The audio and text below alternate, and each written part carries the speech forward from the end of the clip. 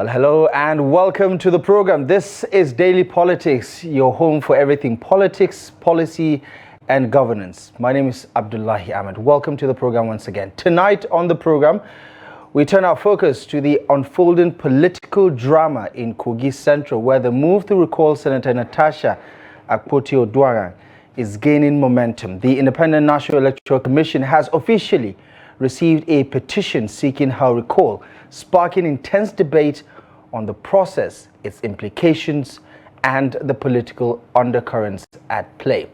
What are the legal hurdles, and is this a test for Nigeria's recall system, or is it driven by political motives?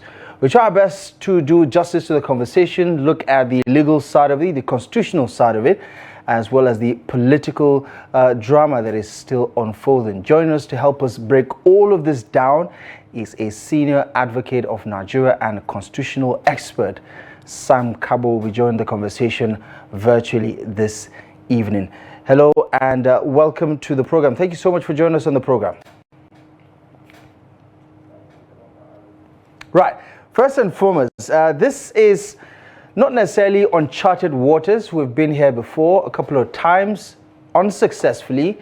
But what do you make of the entire process itself? Because there are so many people who are just scratching their heads, wondering what is driving this momentum. Talk to us about the legality of what has happened, how it's been initiated, and what Nigerians can expect, especially people from Kogi Central, as far as the process and procedures are concerned.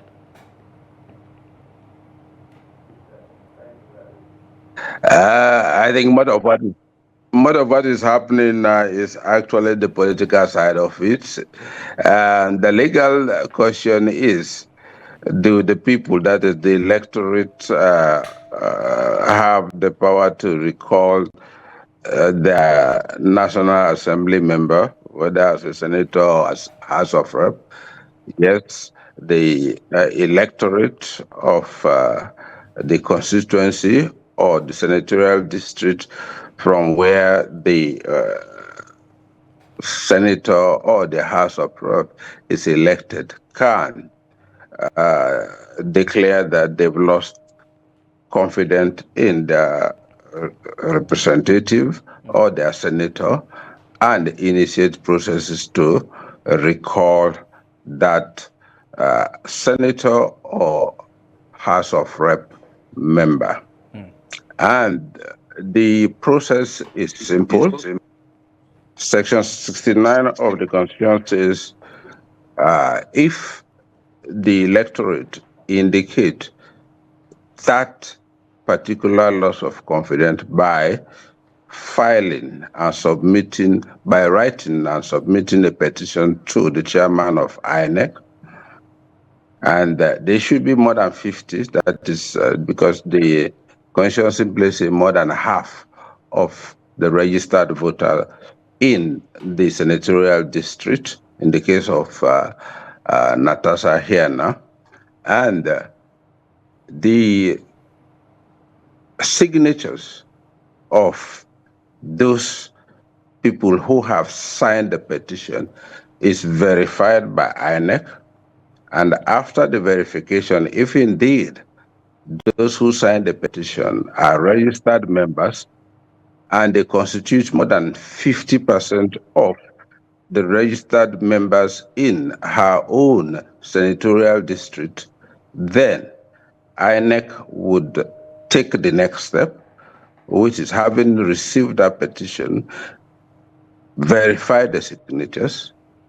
How they would do that, I do not know.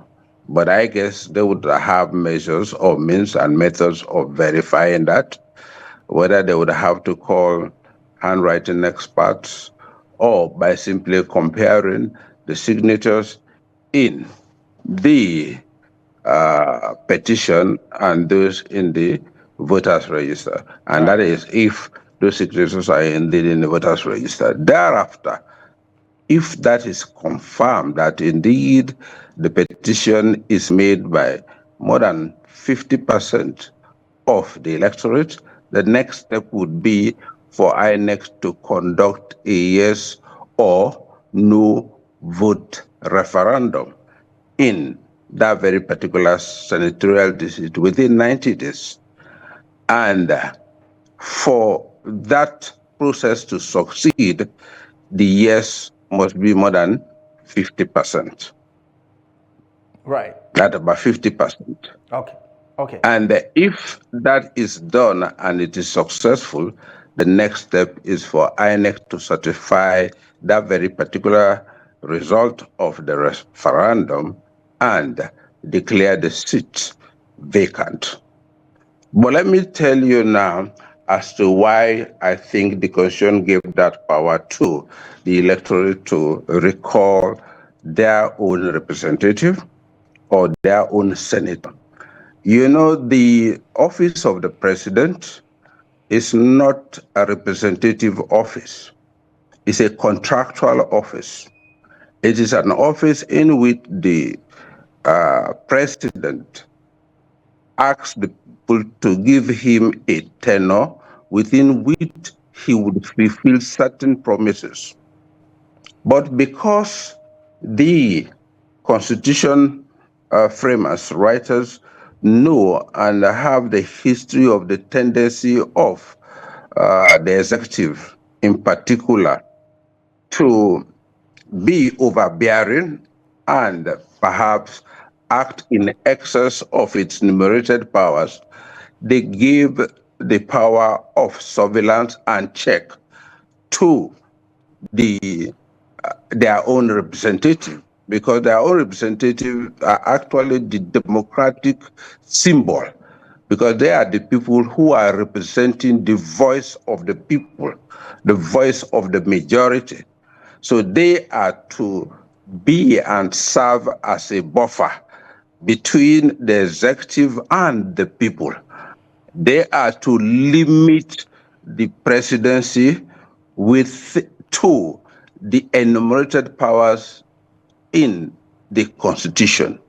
Their own business is not to connive with the president, but to ensure that the president act and perform his functions only within the ambit of the Constitution. Where they do not perform that function effectively, and where they connive with the president in overriding the powers of the people or acting in excess of executive powers, the people cannot recall the president. They can only wait for the next election cycle to give a judgment on the misconduct of the president. Right. It is for the representative of the people, who are the National Assembly members, to do so. Okay. So the power of recall is not one to punish perhaps a member who misconduct herself or himself, as in this instance. Yes, they are saying, oh, what is done, that is those who are driving this, they say, oh, she has misconducted herself by being petty or whatever it is. But to me, that does not accede to what the constitution expects for them to act upon. SN, I just wanted to chip in there on that last point. What do we know about the provisions of Section 69 in terms of the merit of the argument for recalling a lawmaker? Because I like to think that the Constitution doesn't just allow things like this to happen willy-nilly, that people have to have some sort of concrete ground to initiate this recall process. What do we know about this particular section, and what more can you say about that, doubling down on what we've heard from the people who initiated this recall process? Well, you know, it's an open-ended provision, and I think it leaves most of it to the discretion of the people. But underlying every discretionary power is the principle of fairness and equity and objectivity as well. I do not think that the recall process is one to what would I call it now, to push forward the ambition of, say, for an example, those who will be eyeing our seat and have seen an opportunity to jump on. I do not also think that it is one in which not just the majority of the people, but a minority who are strong enough and wealthy enough, powerful enough, influential enough to galvanize a kind of a pushback, pressure on Natasha. I would also think that that is the reason why we've not really had in the history of our democratic system a successful recall, because the process is one actually that should be pushed through by a swell of opinion against the action, misconduct or otherwise, of the proposed member to be recalled. But in this instance, I would think that, and it's my own suspicion, and I'm not talking as a lawyer now, I would think that yes, some people are out to say, okay, you've been flippant. Now we tell you what the game is about. This is politics. If you give an opening, because mind you, once that seat is declared open, an election will be conducted. And I guess there are people by the wings waiting for that opportunity to jump on, you know. So if you ask me, actually, like I have said, every discretionary power is one that has some moral undertone as well as the legal principles of fairness and justice. Right. We always talk about the spirit of the law, don't we? Just to understand that it's not just something abstract. It does have some sort of morality attached to it. But talk to me about how uncharted this area is for INEC, because in the history of Nigeria, this has never been done before successfully. Attempts have been made in the past. In Kogi State, this is actually the second one in the space of 7 years, since 2018, when Senator Dino Melaye faced similar political threat. But let's understand what INEC is dealing with here. According to the group, they have over 250,000 signatories to that petition.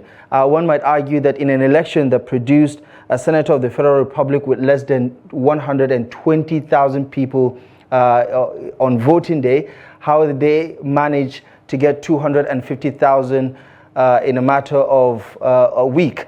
But talk to me about what INEC is dealing with here in terms of, processing the signatories, as you did say, and know what you know about what happens in our courts in terms of managing evidence and doing some forensic analysis. What are the chances that this is actually something INEC can do? Well, I would think that INEC is expansive and rich enough to address the situation. Yes, like you've said, it's a new path. None has been done successfully. And but be that as it may, INEC should be keeping up, because every aspect of their own responsibility is one they have assigned to departments. They have their IT department, which is very, very effective, and I would also think that if push come to shove, there are laboratories for that sort of association across the country. I think one in Kaduna and in Lagos, run and managed by the police. Nothing stops them from recruiting them to do that job for them. But you see, we are talking here about what the books say. Let's come back to what we've been dealing with here.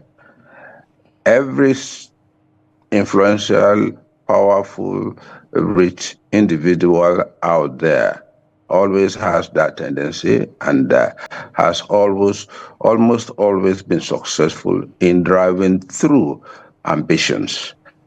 Like I have said, if indeed the process is driven by somebody who is eyeing Natasha's seat, and the person has been able to galvanize that number of petitioners, and indeed, if that number constitutes 50 plus 1% of the registered voters in the senatorial district from where Natasha came from, there is every tendency that that person can drive this thing through.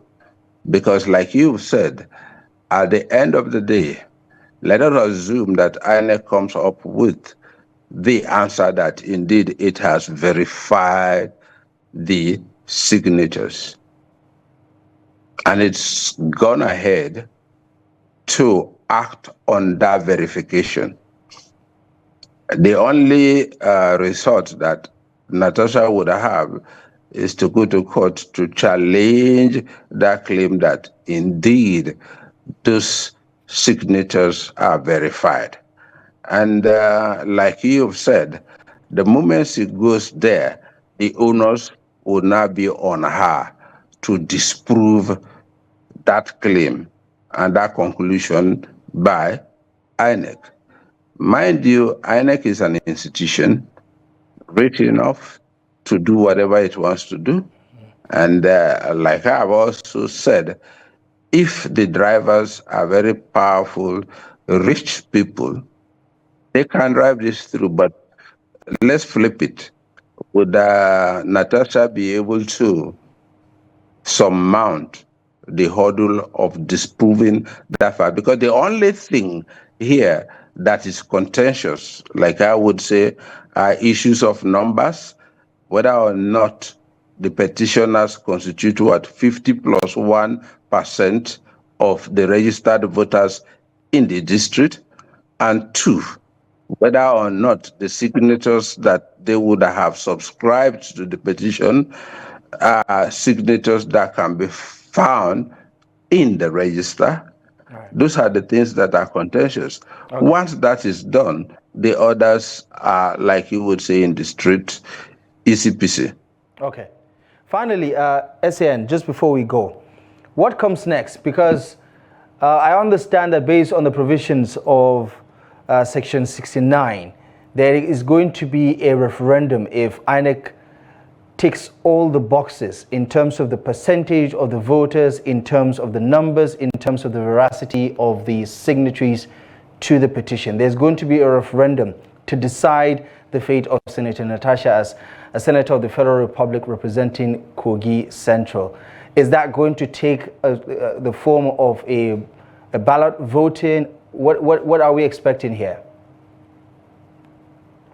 Well, a referendum can take any form, and that's for INEC to decide. But the Constitution only say a yes or no referendum.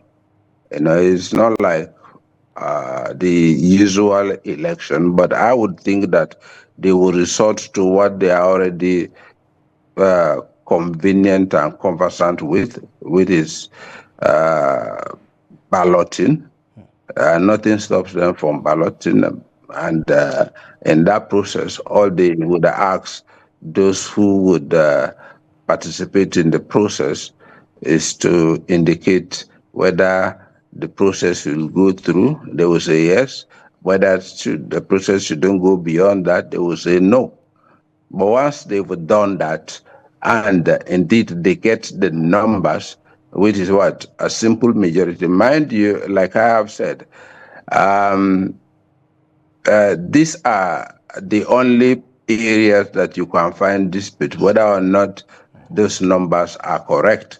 Once those numbers are correct, and INEC has done the verification, within 90 days, it conducts an election. And once it conducts that referendum, and the referendum gets the yes votes, then Natasha is gone. Right. Okay. Interesting days ahead. Whether this scales through, I know we always say that it hasn't happened at all in Nigeria's history. There is always a first time. Who knows whether this is going to be the first time a senator or lawmaker will be recalled, or perhaps this is just going to be yet another. I would pray that it's not the first time, because I will feel for the women folk. Right. Yes, indeed. I think they did not have the sixth sense of the magnitude of the brawniness of politics. Right. Most of the time when you see them being elbowed out, is because they don't really take into consideration what happens after the day hours. Right. You know, politics is a brawny and soulless or heartless, what would you call it now, business. And if you are in it, if you ask me, if you take up a fight, be prepared for it, because whoever is there is somebody that has been a fighter. And if you are taking on any group or any person, be ready for the consequences. Because like I have said, the people who would have sympathy for you would make all the, I wouldn't want to be disrespectful, they would make all their, express their concern. I won't say they would make all the noise, but at the end of the day, you are the one facing the battlefront. And right. If you are not prepared and you think sentiment would take you home, oh no, it right. won't. As I was like it's a very, very, very, very, like they have said, I think the worry is, in a war, all is fair. And I would have expected that Natasha took that into consideration before she took on those whom he has taken on. Well, we've seen how she survived the onslaught during the campaigns. Maybe she has what it takes to survive this one. Time will definitely tell. I would wish that she has 18 lives, you know, because if she survives and she goes beyond now, I think she would have more respect. And I would also think that she would be more advised and circumspect in decision and actions hereafter. All right. SAN Kargbo, as always, a pleasure. Thank you so much for the legal expertise on the analysis. Thank you so much for joining us on Daily Politics. Thank you for the opportunity. Right. It's a pleasure always. Thank you so much.